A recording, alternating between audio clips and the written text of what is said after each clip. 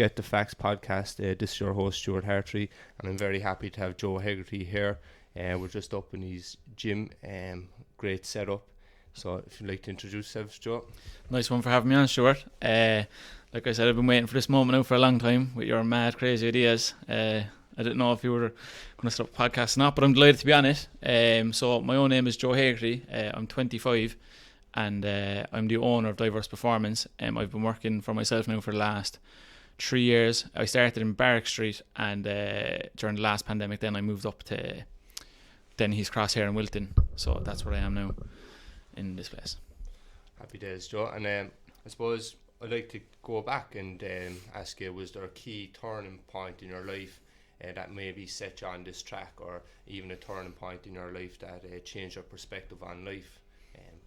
Would you have any kind of... Yeah, like I suppose in terms of like health and fitness and my career as a personal trainer, there was probably two different like turning points. Like I've been a personal trainer now for the last 6 years, and before that then, but I suppose that's a different, we'll talk about that later on. But in terms of health and fitness, when I was 12, like I was always active growing up, like most young fellas are, like, but when I was 12 I was diagnosed with a rare blood disease that just shut down my entire immune system and put me in a coma for about 2 weeks or 3 weeks maybe. Do you know what, I actually don't know the full story because I was obviously knocked out cold.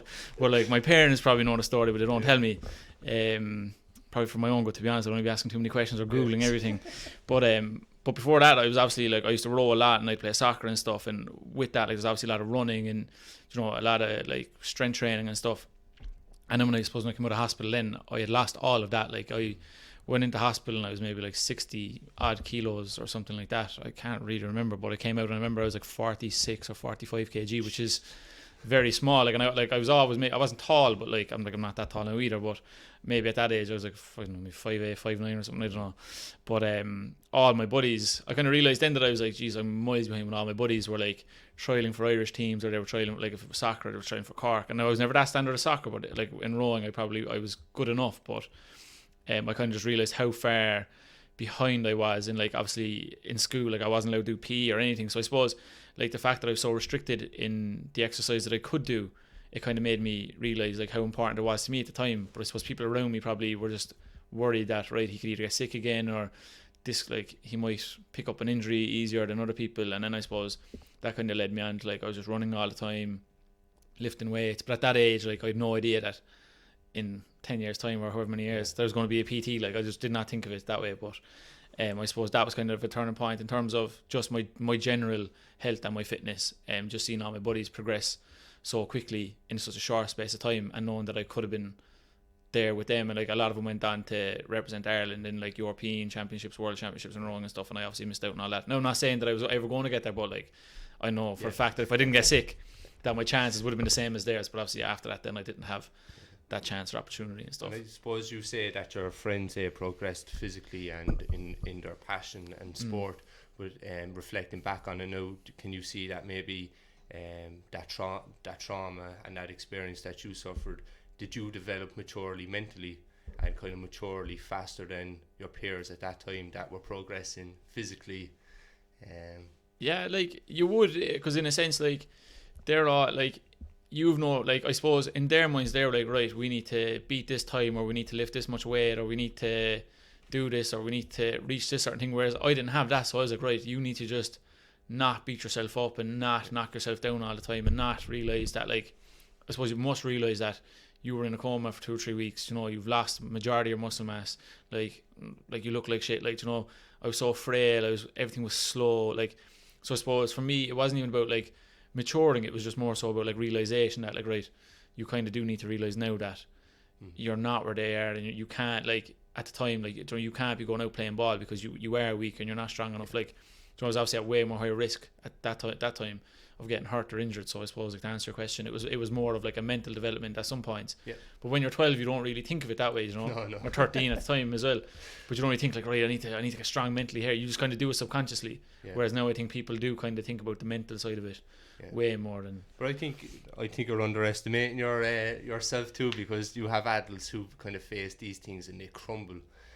So like, was there a key person or a key cope mechanism that you can reflect back on now that like gave it that kind of strength and characteristics in your personality to pull yourself through it? Because as it's a 12-year-old, I suppose there's adults these days, if they were faced with that, they'd crumble, like, yeah. you know, kind of, and they would. And you know what, it's just at that time I was so passionate about it, and I was like, right, if I don't go back, it's kind of like they're your buddies, like your friends. You kind of feel like, right, I'm going to lose these people if I don't get back into it. But I suppose in terms of just like having people, I suppose like the main person would have been like, I suppose my mum is probably like any mum, you know, she's so worried, and she was like, right, be careful you're not out in the cold, you know, like make sure you're this, make sure you're wrapped up. But I'm like, mum, I'm going rowing out in the river, like I can't be wrapped up, or I can't, you know, if I'm going to train, and I'm like, I need to take like my hoodie off if I'm sweating or something, you know.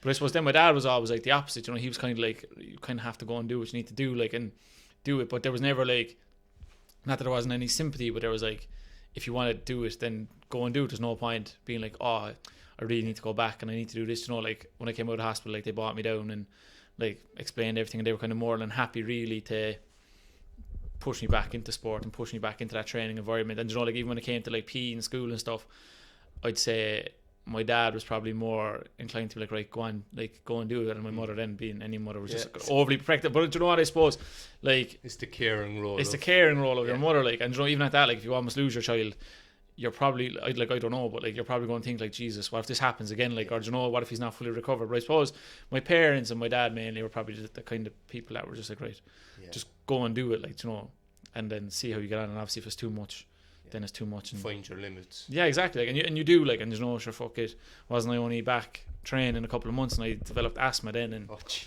yeah, so like, do you know what, like, I suppose there's that part of it too, where you're that age and you're just like, right, just push yourself now as hard as you can, but you don't know how hard you're pushing yourself that age, because you're just thinking you're same level as everyone, and sometimes you just need to be brought back a peg, like. But and that brought you up to kind of, that journey brought you up to maybe the end of schooling, was it? I suppose I was in second year when I got sick, so I missed out any physical training or anything like that. I missed out in second year because I couldn't, because I was going through my own like physio and occupational therapy and stuff like that. And in third year then I was kind of back into the swing of moving, like, you know, like running, cycling, rowing and everything like that. And then that kind of just led me, that was just a genuine hobby then, that I suppose I was kind of came to the terms. I suppose maybe back then, if I didn't, like, at the time I was kind of comparing myself to those who had gone so far ahead of me, and instead if I just maybe focus on myself. But like I said, I was 13, 14 then. At that stage, like, I was just happy to just be moving and being alive, really. So but yeah, and then I just kept up the rowing then, and that was just like a genuine interest in just training, like anyone, and like playing ball and stuff. But it's interesting, like, but it's a long journey in them recoveries, and can have quite a knock-on effect even on your social aspect of your life as well. And did you find that too, that maybe like your social circles kind of closed off a small bit? Yeah, like you do, like, you know, afterwards, like when I came out, like obviously, like I didn't have a beard then, but like I like scars on my face from like pressure sores and stuff, and you know, like people would be mocking you and they'd be calling you names, and you know, like of how you looked or whatever. And you know, like I suppose being in the role I'm in now as a trainer, you know, like I'd never go around and be like, oh, you look so skinny, or oh my god, you're putting on weight, you know, that, like, that's obviously not my role. But like, you know, at that age, like you kind of lose that confidence where, you know, you're subconsciously like not going to things, or you're not putting yourself out there. And whether it was coming out, like whether it was talking to girls or anything at that age, like you're like, well, I have a scar on my face there now, so the boys mock me, or people in school mock me, or other people mock me, so I would imagine this person's going to be the same. So in terms of like socializing and stuff, it was very hesitant, and it took me ages to kind of get any bit of confidence, because like I said, there was like all these comments like, you're too skinny, or you're the fella who got this, or you're because like obviously rumors start, like, you know, and you're the fella who got this, you're the fella who had that, and like look at the scar on your face and look at all that. And I suppose at that age, like, they're not things you want to be hearing, but like I suppose that just leads into just hitting the fellas a few clatters, like, and then that's it really. That was my next point. I was like, weren't we kind of lucky that we didn't have all this social media? And I suppose me growing up too, you would always give a fella smack as well, which these days it's all recorded. And but like I suppose, like, and I'd never shy away from like things I've done in the past, like, you know, like a fella, like I suppose I had a friend group where I knew that if something went wrong, like that I might be like okay to kind of stand up for myself, you know. And fellas were often quick enough to make a judgment. And like I remember one time I was out with my buddies, and I was just sitting down on a wall, and a fella came up to me, maybe in his 30s or 40s at the time, he was just drunk or whatever, and he said, "Yo, you're the fella that was in hospital. He lived in the same park as me, like." And one of my buddies was like, "Oh, leave him alone, whatever, you know, like." And then he was like, "I won't be long putting you back in there now if you keep up this attitude." And something just sparked to me at that time, and I just went for him. But I was like, do you know what? That just kind of stuck with me then. If anyone ever passed a comment, whether they were the same age as me or younger, the first thing was to do was like, right, hit him a clatter, and they're not going to do it again. But you know, I suppose now, like you said, social media is such a big thing, and people, especially fellas, like are way more like inclined to talk about how they feel instead of just going to whacking fellas. Like, you know, it's not that I grew up being a scumbag and just started slapping fellas, but I was like, no, like if it keeps happening, I'm just going to, like, I was getting in trouble, not getting in trouble in school, but people were passing so many comments. You're like, it's never going to stop unless someone starts passing comments like, "Oh, he hit this fella there last week, I'm not saying nothing to him." Do you know, it was almost like that in your head then. Like, if I can just shut people up myself, then they're not going to mock me or they're not going to bully me or whatever. But like, that only gets you so far then until you 100%. Say it to the wrong person. And you do end up in hospital. Yeah, you do end up in hospital again. Or it's that kind of thing like, Jesus, that fella who was in the hospital knocked you out, so you're not worth the slap. Yeah, exactly. But it does, you know, like, I suppose at that age, like, you know, and there's always like cocky fellas that'll be like, oh, like there was fellas around saying, "Oh, you got rat poison" or something like that. You know, like silly things that just didn't happen. You know, or people saying then they were like, "Oh, you can't hang around with him. He's all these infections," and you're like, I didn't. And you know, at the time, like Bebo was a thing now, and fellas like commenting things on my page, or people like getting my phone number off people and ringing me and threatening me and stuff, or like mocking me or texting me and mocking me, and like when you look back, you're like, I'm only 13 or 14, like, you know, and like for 30 or 40 year old, like a man that time coming up to me being like, "Oh, I'll put you back in hospital," like I'm 13 or 14, like I wouldn't even say that to someone now, and I'm only 24. I would never say that to someone anyway, but like just to say that, like at his age there, like he could just go up to me and threaten to put me in hospital for no good reason. Like I was just sitting down on the wall. But yeah, like I suppose social media now is such a big thing. Like and I suppose now when you're older, you can reflect back on it and kind of say, look, geez, that person mustn't have had nothing going on in their life, no control. Felt very small, like, you know, kind of, and you can just say, like, for a 30-year-old man, like, he must be picking on you because of them reasons. It's not personalised. Yeah. But I suppose when you're in the moment, you can't see past that. Yeah, that's the thing. And like, I never, like, looking back on it now, I would never, like, I wouldn't, even now, like, I suppose, and it's taken me, like, I'm 25 now, it's taken me this long to kind of build up a personality where someone says something, I'm like, alright, grand. Like you've said it, grand, if that's how you feel, no hassle. Like, I don't have anything to do with them, like, do you know what I mean? Like, I cut off a lot of friends for that reason, in a sense that, like, if you don't have anything good to say or anything, like, you don't have any ambitions, I don't need to be around you, like. 100%. So at that age, looking back, like I said, if people want to say things, like I said, looking back on it now, if people do want to say those things, they either have their own insecurities, or they're getting bullied themselves at home, or maybe life isn't good at home, or maybe like in their friend group outside of school or whatever it is, or outside of sport, they're getting a hard time, or maybe they just feel like, right, I'm lacking a bit of confidence there, I'll just pick on the weakest fella I can find, you know. So it's all a power struggle. Yeah, it is, like, and it, like, I suppose that's, and even now, like, you know, it is in similar ways, like, that's, it's still kind of the way it is now, you know, like, people, if they have a big following, they think, right, I'm the big dog here, like, I can say what I want, but it doesn't work like that, like. But and I suppose people always focus on the negatives of even that traumatic experience, but it's always good to, like, I always kind of look at the funny side of things, and as we discussed, like, even just growing up and dealing with that kind of environment and situations in an early age, it kind of leads you on to your adult life, and that kind of knowledge that I can actually smack a fella, you know, kind of, it kind of gives, like, there's people out there now our age that maybe never got hit in the face or never threw a slap, and they're missing that kind of, and but you kind of have that self kind of thing going, I don't need to do it, but if I have to hit a fella, I'll fucking hit him a proper slap, like, you know. But it is, but you know, like, I suppose, you know, if someone was listening to this now, they're like, Jesus, this was very aggressive, but you know, it's like, and I always say to anyone, like, and I've often met fellas, like young fellas and stuff, whether they're 10, 12, I've done talks in schools and stuff, and I'd always openly say, like, that, you know, sometimes, like, if someone does give you a hard time, like, I'm not saying, oh, go hit someone, but I'm saying, like, it's always, I think it's a good personal experience, know what it's like to stand up for yourself in a physical way, and also know what it's like to be brought down a peg in a physical way.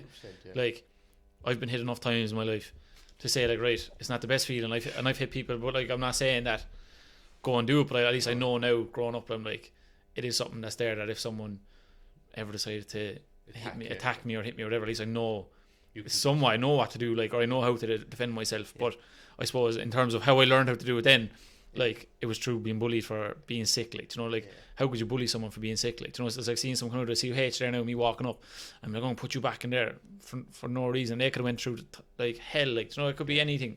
You know, and you just don't, and people don't know. Like I could have been going through anything like at that age, and people were mocking me. So there's no wonder you retaliate, like, because like you almost died if you lose, like you were going to lose your friends, you're going to lose your whole life experience, your parents, everything. Yeah. And for someone to come up and be like, oh, I could stay there and look a scar on your face, you ugly prick, and sure, like, what am I going to do? All right, let's sit down and rationalise this there. Like, it's not going to be on your mind, like, you know, it's just whack. And I suppose that kind of leads into wider social issues at the minute of kind of difference within people, and that kind of acceptance of difference. Like, I suppose from going back to when we were young, the amount of changes that have happened in Irish society today, it was different back then, and even just a young person who physical appearance is different would have caused difference within the community, and you can kind of rationale that kind of people don't know how to approach difference amongst people. So I think that's a lot of feeding into it as well. Yeah, like it is totally different now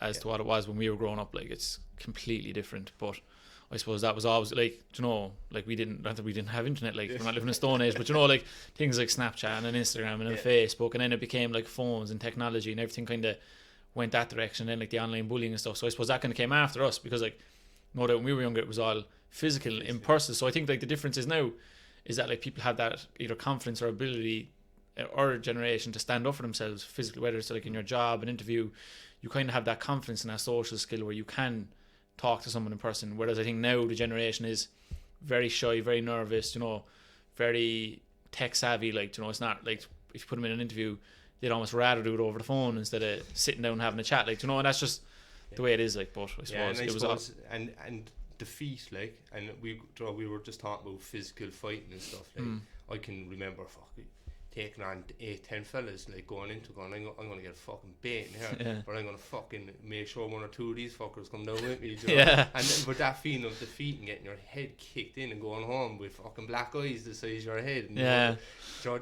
and I think that with the generations these days, from that experience, like, I've learned defeat and not to be afraid of defeat, that you go in head first.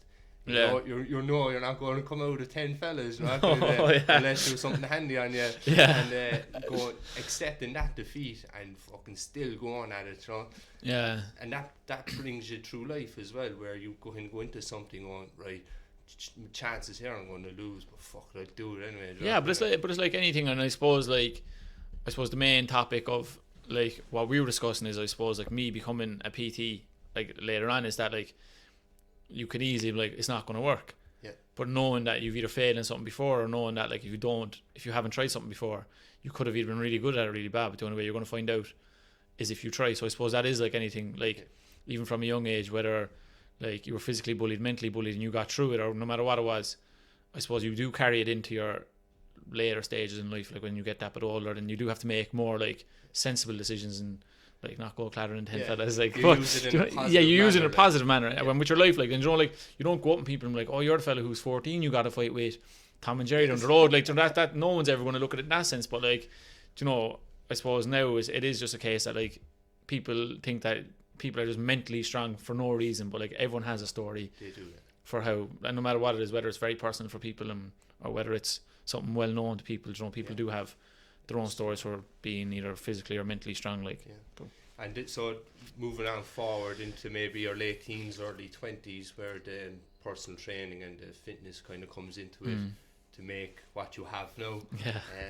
How did that happen? I was in sixth year, and that's when I suppose in sixth year me and a few of the boys used to go to the gym in the morning before school, and I kind of just got like an itch for like lifting weights and, you know, kind of train. I suppose, like I was saying to you before this, like a lot of my buddies would have been very thin, like, you know, just like that athletic build, like, you know, so you were never the fat one, we'll say, but you were always made feel like you were the fat one. You know, if you were in the pictures and like, you say stay to you, like, or so you might get a bit of a slagging and stuff. And like I was in a mixed class, so like there was boys and girls. Now, like I had a girlfriend at the time, but like, you know, even at that, like you just had no confidence. So I was like, if I can get into this gym crack now, like surely now I'll have that bit of confidence and stuff. And then sure, 6 year ended, the girlfriend broke up with me, and it was like, you're a fat this and you're a fat that, and I was like, right. I was like, I must be. So then I suppose it kind of just led me to just getting upset. Not upset, I was never obsessed, which I suppose is probably the best thing that ever happened to me. I was never like obsessed with like going in there, I used to never track my workouts. I used to just go in, lift weights, just train for leisure, and I never like got too obsessed with it. And then through college, like I was skipping college to go to the gym, and then I dropped out of college, and then I started working at McDonald's, and then I was skipping work at McDonald's to go to the gym, and I was like, something's wrong here. But like, my dad wanted me to go to college, but I had no interest in it. Like, I had none at all. And then they went away on holidays to Lanzarote, your favourite spot. And then I text my mum and I was like, oh, there's a personal training course coming up there. I was like, they just need a deposit. So she was like, put on the deposit, and she was like, I'll tell your dad when we're away, because I knew my dad wouldn't want me to be a personal trainer. Like, I suppose he's probably thankful for it now. Like, but at the time, I suppose it was kind of like all my buddies were in college and stuff, and I kind of just took myself away from that, and like, I'm not like big into drinking and stuff, so I suppose that party life was kind of there for them, and like going out every weekend and stuff, and that just wasn't for me. Like, because same thing, like I was just carrying that like aggression from, I suppose, just being a younger age, kind of like not the bullying, but like just the mocking and the exclusion, and the exclusion, the tormenting, and like the tormenting, and like anything that was ever going wrong, or if someone like passed a comment at that age, it was always just like right, angry, and then the drink like tops that up, and I was just becoming not the person that I knew that I was. Like, I'm not an aggressive person and stuff, so I just spent all my time in the gym. And then, like I said, I started the PT course. I started working in Denny's in Douglas then I'm not saying for free, but I got on to Steve Barry, the manager, and I was like, here, look, is there any chance I can just do a shift once a week there? And he was happy enough to take me on, and I did that in October 6 years ago. And then in November, the end of November, then he offered me a job then part-time, and I quit McDonald's where I was working full-time, thank God. But even at that, like, again, at home, like, that was like, what are you doing? Like, you're leaving a full-time job. Might not have been the best paying full-time job, but I left it to work 2 shifts a week. And then I kind of knew, I was like, right, same thing, like, if I don't try my hardest here, like, I'm not getting anywhere with it, like, because 2 days a week, like, what was it coming out at? Maybe like €90 a week I was getting paid, like. Fuck. And I know people say, like, oh, it's not about the money in it, but at the end of the day, like, if you have a car, bills or whatever, like, you need some bit of money to fuel your car and look after yourself. And, and like, at that time then, I suppose it was just, I just loved doing it. Like, I was just like, this is unbelievable. Like, I'm training people and I'm watching people transform right in front of me. And I never thought then, I was like, Jesus, this is crazy. But I never thought then, I was like, that I'd be doing here on my own, like, working for myself. But yeah, that was kind of the start then, I suppose, into the fitness industry then, and away from college life and drinking and stuff. Just reflecting back on that, what was you obviously got addicted to the process of supporting people in a positive environment. Is there a link between that positive growth, you supporting other people and positive growth, to yourself, that you kind of see your values or your characteristics happening on people that you were training back then? Was there any key element that you went, right, I'm actually addicted to this, like, do you know what, it's kind of like, do you know, if you grew up being really quiet, like I was very quiet, like, and Luke will tell you, like, Luke is a buddy of mine in Stewart's, but he'll tell you, like, I was very quiet and very shy when I went in there, but I was just so afraid of doing it wrong. But then I kind of, I just loved that kind of element of like talking to people, and I suppose from not having the confidence when I was in my later teens or even younger probably, to now having this confidence to be able to talk to anyone that came in front of me, like, and just, making them feel comfortable and making them feel like they're not left out, making them feel like they're part of something, and that was always kind of like a big thing for me, and it still is, like, is that, like, people come here for that privacy, and people are intimidated of the gym, and so, like, people coming in and like, hey, relax, you're fine, you're with me, like, we'll train away, take no notice of anyone around you. And I suppose, like, that's just kind of positive reinforcement of maybe something that I probably needed when I was younger or whatever, from whoever it was, that I didn't get, and I was like, now I can give it to people. And like, people come in there, they wouldn't say a word, like, oh, how are you, whatever, and you'd be upbeat and they'd be like, hi. And they're so nervous, but then give them a week, 2 weeks, and they're out of themselves and they're chatting away. And I suppose that was kind of like the thing for me, that it kind of took away, like, not even the physical side of it, but the mental transformation then kind of became a big part of what I do now, and just seeing how people, even myself, like, can now adapt to different people, and how people can come in and go from being super quiet to chatting and feeling comfortable, and then they take that away with them as well. So just from listening to you, I can kind of see a link that maybe you felt lost, maybe at some point, that you kind of alienated yourself from your peers because you didn't want to be in that environment of drinking and aggression, and you kind of found yourself in a position where you needed a belonging to it. So then when you went to the gym, maybe this was a positive environment that you could express your emotions in by lifting weights.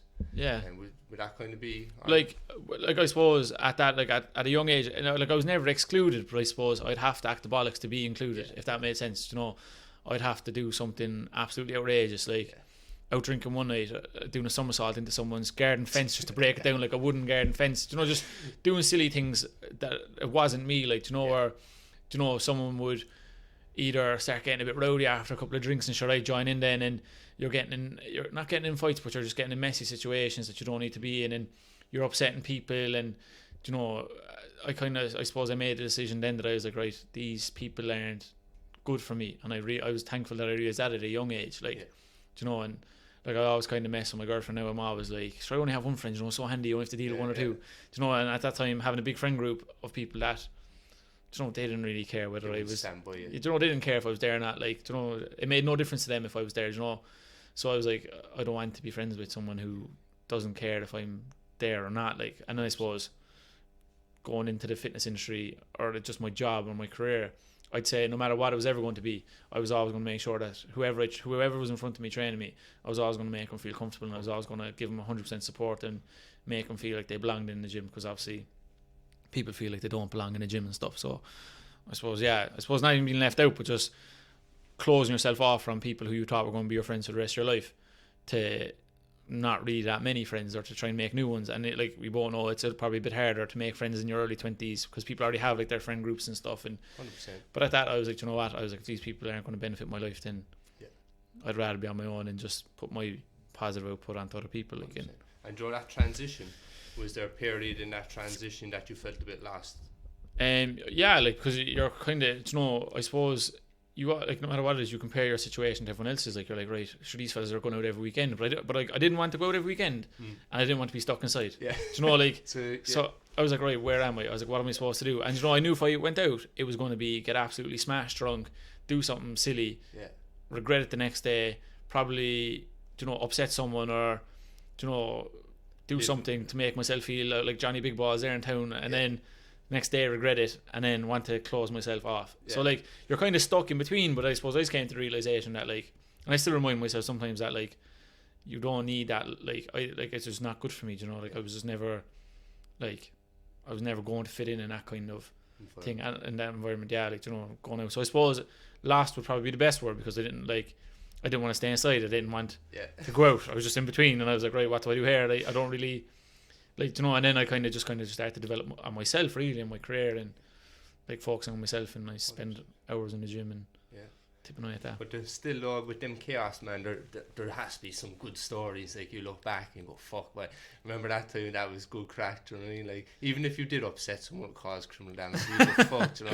Like, there's still, like, I think back there and I was going, Jesus fucking Christ, my dad was fucking crazy, like, and I love it, like. There is, like, Jesus, don't get me wrong, like there's times where, like, you know, the thrill of going out, or the underage drinking, or whatever it was, like, Jesus, don't get me wrong, there was loads of good times, there was loads of times I'll never forget. Like, there was loads of things that happened, and I'll never forget them. And I've made some unbelievable friends who I still talk to from you know, random nights out and stuff, and numbers in my contact list that have never left. Do you know, or do you know, people who'll message me in that time and they're like, geez, I remember I met you here. And do you know, like, there's things that you can, like, reminisce on and stuff like that. But then I suppose it kind of humbles you a bit as well, in a sense that, like, right, I was able to enjoy that, but I was also strong enough at such a young age to step away from it, because not a lot of people, I don't think, my age would step back from something like that because they'd be afraid of judgment, or afraid of whatever people think.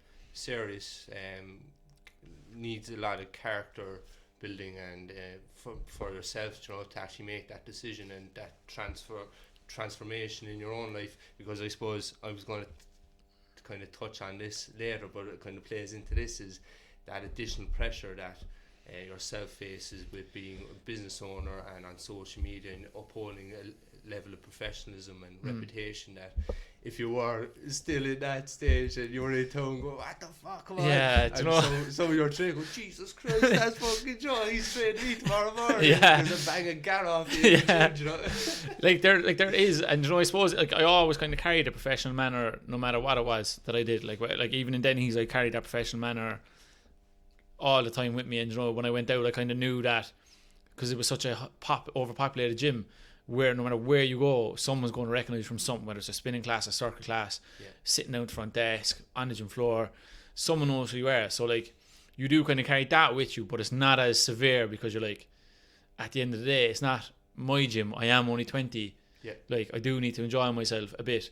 And I suppose then when you kind of make the step from going from that to, you know, coming home from Canada, I suppose, all that kind of experience in one, to open up yourself, like, Jesus, I really need to carry myself properly here, and I need to make sure that this goes right, like, because if it doesn't, then I'm out of a job. But it's not even I'm getting fired.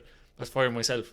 Like, I have to pack it in. You know, your reputation, everything you built, like, is gone. And well, how do you deal with that pressure? Because like, some majority of people have that luxury of 9 to 5 cut off, then go out, and that kind of boundaries between professional boundaries and personal boundaries. How do you deal with that pressure, or is it non-existent, or do you just go away on holidays for a month and go fucking nuts? Yeah, I wish. Criminal record there over fucking Spain. The skies, yeah.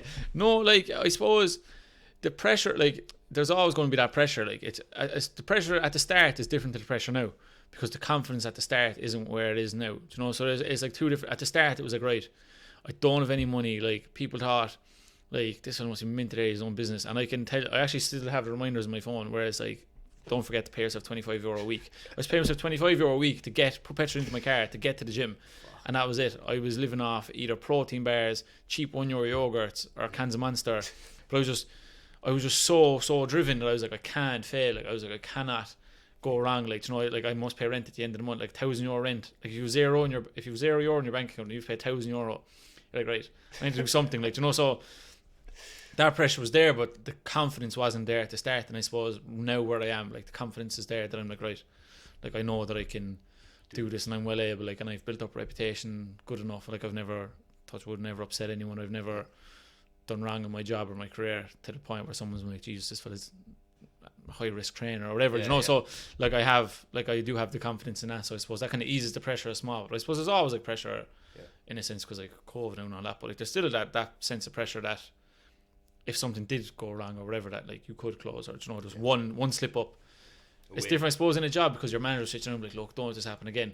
But when you slip up yourself and there's only you to fall back on, it, you can't afford slip ups. Like, so yeah, I suppose back then the confidence wasn't there, and the pressure, it was just pressure. You know, pressure kind of fueled the kind of determination and everything else. And now it's kind of like, right, it's your career, it's your job, you're comfortable, like you've worked hard, like, and just enjoy it, like, roll with it. You roll with it, yeah. And you know, I learned that as well the hard way, like, you know, that you're worrying, but like, worrying doesn't get you anywhere. Like, it's you know, going to happen anyway. You know, if it's going to happen, it's going to happen. If it's not, it's not. Like, it's like anything. Like, so I just kind of just choose to just ignore the pressure sometimes and just go with it. I'm way more relaxed now than what I was a couple of years ago. Anyway.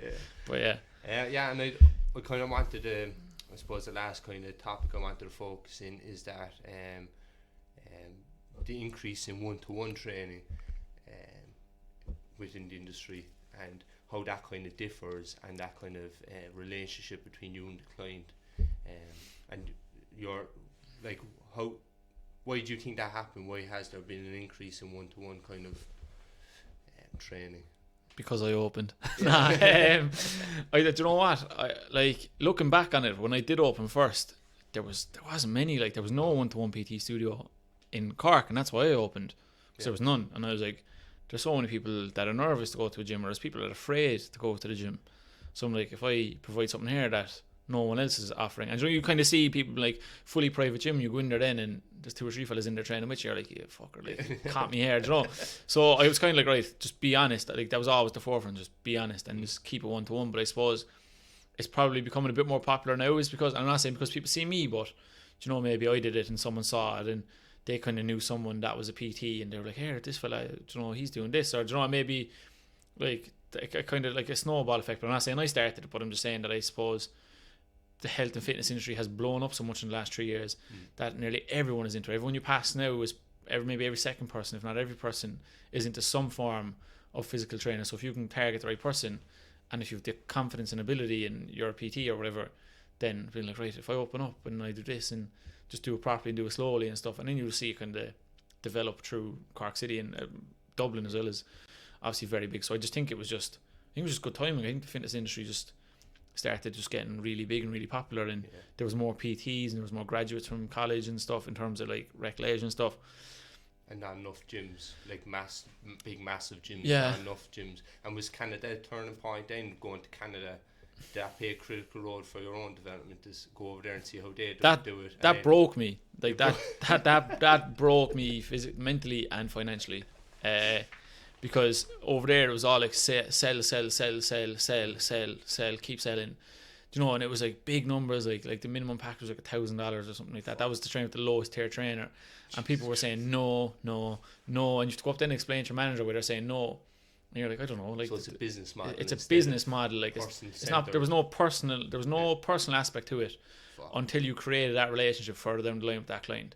Do you know? And I don't know, like, if there's anyone here listening to me that's even from Canada or like training there, and they're like, that's not true, but that's just what I felt, that there was no personal aspect to it. Like, just forget the facts, there's no fucking facts. Yeah, but like, you know, there was like you're handed a script when you go in there, and you're like, right, hi Stuart, you're here today. Like, I don't have it in front of me now. I'm like, hi, how was your day? Do you know? And it's all listed, like, do you know, what brings you here today? And then it becomes like in brackets, find an emotional reasoning. Do you know? Fucking hell. So you're crushing someone in front of you, like you're making them feel so bad about themselves, but they're coming to you to get better. Like, they're coming to you to do something good, not to come to you to cry or to feel bad or to sign up out of sympathy. Like, but it's a good investment. Like, you break someone down, it's like a cult. Yeah. Like, but like, you break it down, then we'll take over your thoughts and the way you see yourself. But that's it. Like, I'll build you back up there for $1,000 and manipulate you. And it was a lot of manipulation and stuff. And like, I hope a few of my clients will listen to this now just out of support. But like, they know that ever since they've come in here, I'm very relaxed. I'm just myself. Do you know? I don't sell anything. Like, I put the prices down in front of them. Like, here, this is it. Do you know? Or, do you know, I chat through different options, and I ask them why they're coming here for their own reasoning. And do you know, I'll always sit down with someone and I'll talk. I'll never like talk down to them. We'll sit down, I'll have a chat, very relaxed, like, and I keep that manner with everyone that comes in here. Whereas over there, I felt like a robot, like, and you know, when people were just, and like, I knew that no one was going to sign up for me, because for the simple fact that they could see through the bullshit. Like, they knew that it was scripted, because I'm doing an assessment here, you're doing one over there, and we're both saying the exact same thing to the person in front of us. Fucking hell. So you're like, how am I supposed to sell? And then, and you know, people come in, and the worst thing that'll happen is, I was in an Equinox gym before and I did an assessment.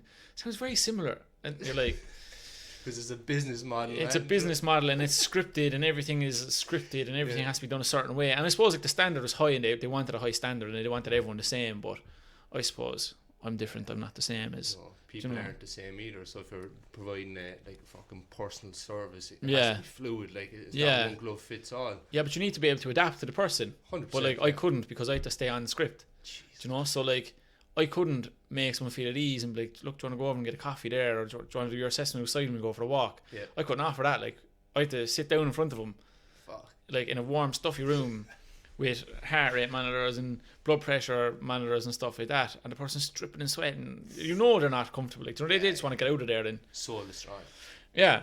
So then when I came home, I was like, if I do go on my own, I was like, I am doing it this way, doing it my way, and that's it. Like, and you know, sometimes like people have come on board in terms of staff and stuff like that, and they've been quite hesitant as to how I've done things. But I suppose anyone. But like, the proof is in the pudding. Do you know what I mean? And that's what I'm quite interested with yourself and your practice, is that relationship one-to-one, because as you said, anyone can go in and get a piece of paper, go and get fucking a loan and open a gym, and you know, but if they don't have that characteristics and ideology, really, when it comes to one-to-one, people won't engage, like, do you know, kind of way, because you're getting someone who is coming into an environment where they may feel vulnerable, and that ability to be naturally comforting and making a safe environment is something you can't really learn in a college, even in a social care college or degree. It all comes with experience, within life experience, and engage with people. So there has to be some bit of skill that you have that differs to other people. It is, and do you know what? It's realizing that people aren't robots, and do you know what? And I know now some people are like, do you know, this fella's talking out his arse, but like, it's an emotional connection you have to make with someone when they come in here. It's knowing that, like, right, this person is shy, so I need to not speak down to them or make them feel shyer than they are. I need to bring them out of themselves and sit there and be like, right, do you know how should? And you know, some people come in and they're like, yeah, fine, and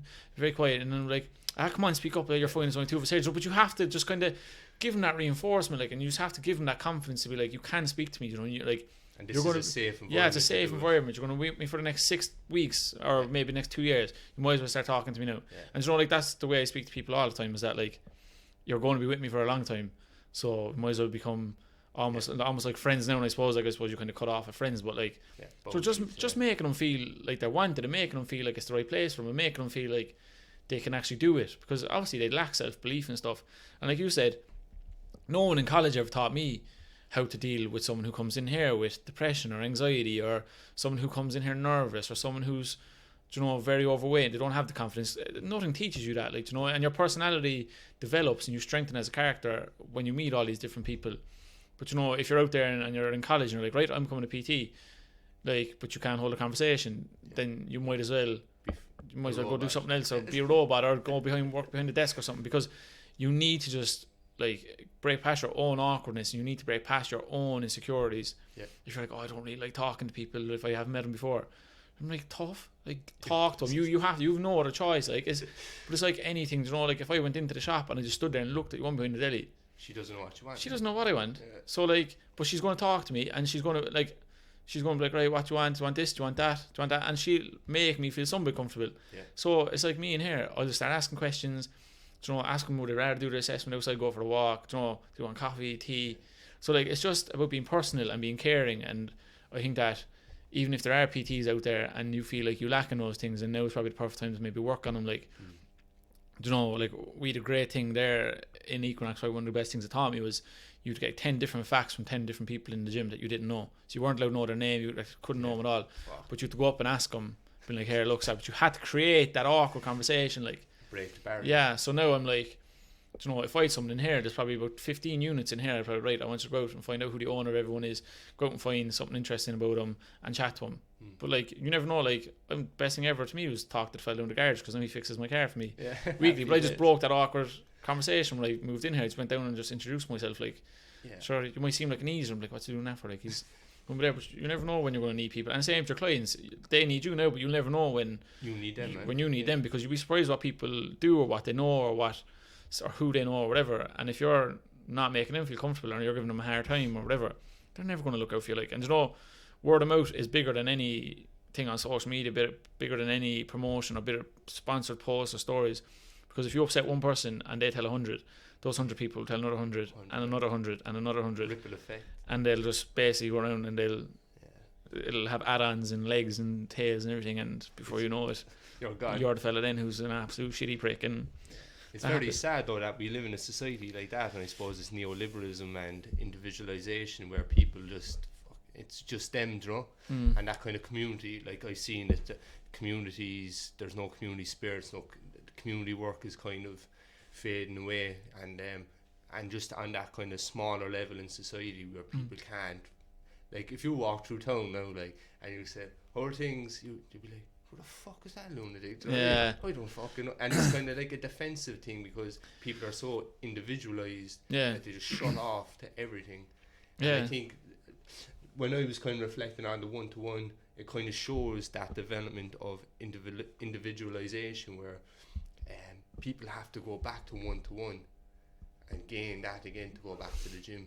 You know? Because I remember I was 12 when I started lifting weights. My old man brought me down to this bodybuilding gym. I won't say where it is, but fucking I walking in there and all these big hardy fucking men banging weights around the back, like, I'm going, fuck, and the bang of sweat, and it wasn't the fucking cleanest. And then I was already thinking of it driving in this morning, and I was going, like, when I went to gyms there, when I was like, when this whole thing blew up, going in there, like, bang a sweat off me, like, I always used to wear old clothes, and I walking in there going, Jesus Christ, by the scenes here, I have their fucking hair done, they're doing their hair in the mirror, and going, what the fuck, what happened? Like, it was like, where the fuck did this come from? Do you know what I mean? Like, this place should be stinking of sweat. Do you know what I mean? It is, and like, it's just, like, I suppose the difference now is that, like, I suppose, like, starting out, like, when you were talking about community there's like, the fitness community, I'm not just saying the fitness one now, but it might be any industry, it's just the one that I'm in, but like, the lack of support at the start when I started, it was ridiculous. Like, fellas would slate you for everything. But now 3 years later, it's almost turned around, and people are starting to maybe support one another and reach out to other trainers and PTs and look for advice. And now there's the fellas who think they know it all, and that's their own business. But like, now, like, there was people that slated me online for things, indirected me, talked about me, and they'd know me well enough where they could have just messaged me if they had a problem, but they didn't. But now these people now are starting to message again and throwing support. I'm like, we'll link up for the coffee, and that's what you want, like, because however many people are in Cork City, there's enough people there for everyone 100%, to train. Yeah. So like, when you're talking about that there and that kind of conversation, it was either knock someone down to build yourself up, whereas now I think it is a case of people are kind of starting to build each other back up a small bit in terms of like clients and stuff. I think that like the one-to-one environment gives then the outside people a better chance, because if they see the industry as a more friendly environment and they see it as a more connecting environment, they'll be like, actually I feel comfortable being part of something like this. Whereas if they see all this cutthroat stuff online and someone indirecting someone and this fella's a bollocks and don't go here and don't go there, that's not going to entice someone, and it could be the best life-changing experience of their life. But because people are acting the bollocks online, then they're going to be like, I don't want to be part of this. So like, it is like, now it is slowly but surely becoming a bit more of a supportive and a more and I think healthier community. In recent times, though, I think played a critical aspect to it, because personally I see your profession as not what it was. I think it actually is a kind of a social care actual profession. Like, you provide a service that enhances people's lives and personal development, that will help them in their own personal life, in society, and socially it will benefit society as a greater if everyone has the knowledge of being healthy and exercising, which I think is a massive failure on the education system, because we have PE teachers. Like, why do we need it? Like, not trying to undermine your profession, but we shouldn't need this profession, this should be done in schools, Like, people should have the knowledge and the ability to live a healthy lifestyle through education that they received at an early age, but like, when you look back in school, like, PE doesn't teach you about healthy eating really. Eat plenty of veg, plenty of fruit. I'm not talking about calories, no, like, I'm not going into that, but like, come on, go and play badminton there, I'm alright, like, but there's no, like, I suppose now they've brought it into Leaving Cert where there is a physical education module, but like, I don't know what the curriculum is like, but just that, like, I kind of wish, looking back on it now, and like, I've taught in secondary schools, I taught in a secondary school for a year recently, and just looking at how, like, the relationship between the students and the physical exercise and their knowledge on health and fitness and nutrition and stuff is so like lacking. You're like, what are they learning anything? What's the point? Here, and they come out and they're building bad relationships with food and training and social media and everything like that, like, and I always said, like, and I still talk to some of the teachers, I'm just like, I wish there was just a module even once a week that just either focused on their mental health or their physical health, and it wasn't, come on P, we go for a walk there instead, the weather's lovely. Where someone was coming in there talking to them and they're teaching them things that they can take with them for the rest of their lives if they want to. And that's what I don't know within. I was like, if you want it, it's there.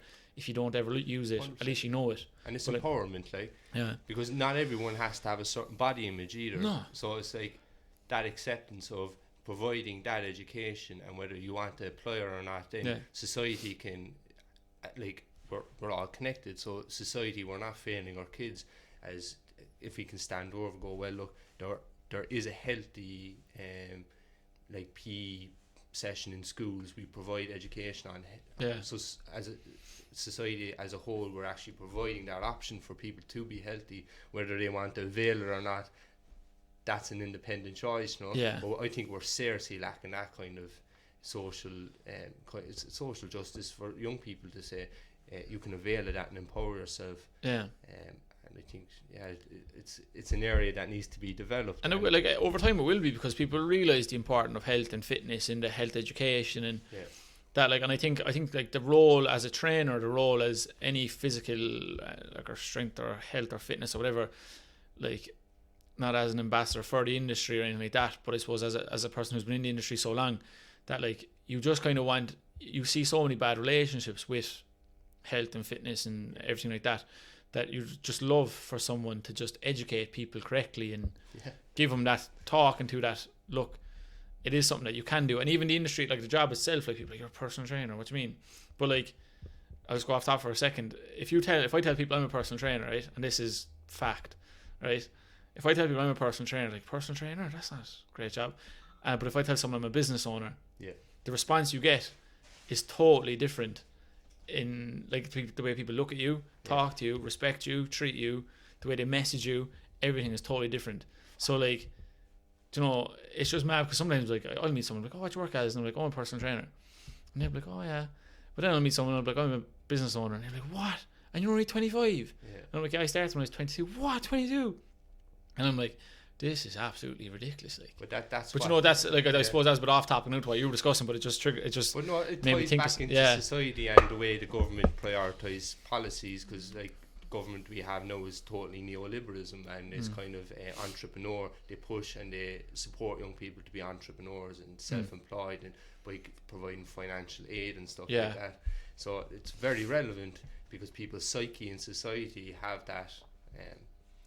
It's not like it's been directed on through education, like that kind of, because that's what they seem to be as the goal. Whereas before, our parents used to say, "Fuck, if you were a doctor now or a nurse, like that caring role was fucking that's class," because governments push that narrative. But and I suppose what you kind of said there about we spoke a lot about the industry, and I suppose this be the last topic now because we're getting to time, like. But and I don't like talking about what's currently going on, you know, because things need to move on from that. But in recent times, this industry has been forced to make changes, and there hasn't been strong voices.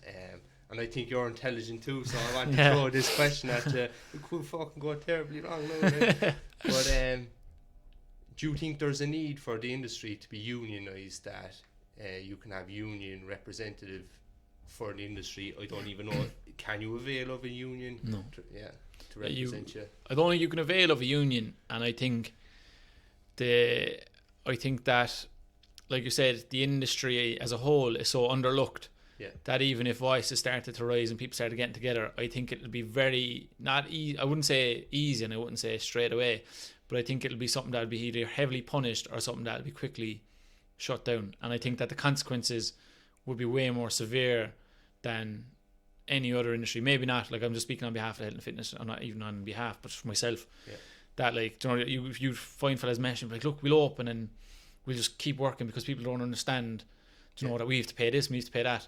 But then I suppose, like I said, I'm not talking about COVID as itself, like we're all aware of how people feel about it and stuff, but you're risking your reputation. I'm not saying you're risking it, but you are going to have those people and be like, what a take easy, like, why is he doing that, just waiting, you know? So I suppose in terms of like unions and stuff, it would be great to have a voice, like, you know, it would be great to have someone that just represent, or even a group of people that just represent the industry as a whole. Because like, even if you look at the reopening stages, and like I said, I'm not talking about COVID in general, gyms aren't even mentioned. It's June 7, pubs and restaurants. So it just shows what the country as a whole prioritises. Like, it's not looking at, like, you're on about this COVID, and you're on about, like, in the first one they mentioned exercise outdoors. You're mentioning exercise, but you don't see that you've shut every possible exercise facility down in the entire country. So what, you want someone to go out and piss in the rain there and go for a walk to clear the head, you know? And like I said, I'm not getting too far into it. I just think that if there was a voice there for it, it'd be great, but unfortunately there's not, and I don't think. And I suppose the reason I asked you that question was, as I said before, it's a caring role for members of society, and you kind of see like SNAs, teachers, nurses, there's a history of exploitation of them roles because they're a caring role, and they only seem to have power once they united through a union, and allow the union to quantify their role they have in society and the benefits that they bring to society. So I think that's going to be a critical point for the industry, and hopefully something that you'll be still involved in the industry. Hopefully you get a union, and the union can represent you. Hopefully, like I said, you never know what's going to happen, and it's only just all hope, really, and like just roll with it, and just hopefully once we come out the other end of this, then maybe people start to see the benefit of it and see that, you know, like I said, things are becoming a bit more united now in the fitness industry and stuff. So maybe someday someone will be like, right, this might actually be a good idea. And the way I always like to end the podcast anyway is to ask you, Joe, do you have any kind of motto you would like to share that you use in your life that you'd like to share with people, or a bit of hope or something? A bit of hope. I think the biggest thing, and I actually say it to a lot of people, and I talk to this woman on a weekly basis as like a kind of just a support thing.